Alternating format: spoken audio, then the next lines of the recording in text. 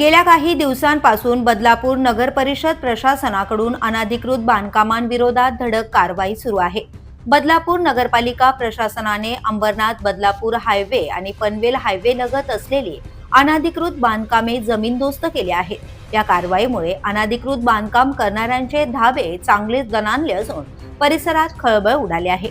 मात्र या कारवाई दरम्यान नोटीस न देता थेट कारवाई केल्याचा आरोप व्यावसायिकांकडून करण्यात येतोय।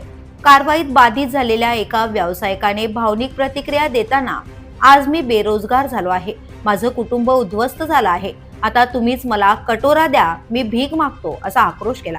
नोटीस शिवाय झालेल्या या कारवाईवर आता गंभीर प्रश्न उपस्थित होत असून मानवीय बाजूचाही विचार करण्याची मागणी केली जाते। दरम्यान या संपूर्ण प्रकरणाची दखल घेत पुढील 8 दिवसांसाठी ही कारवाई तात्पुरती स्थगित करण्यात आली आहे। आता प्रशासन पुढे कोणती भूमिका घेणार आणि बाधितांना दिलासा मिळणार का, याकडे आता सर्वांचे लक्ष लागले आहे।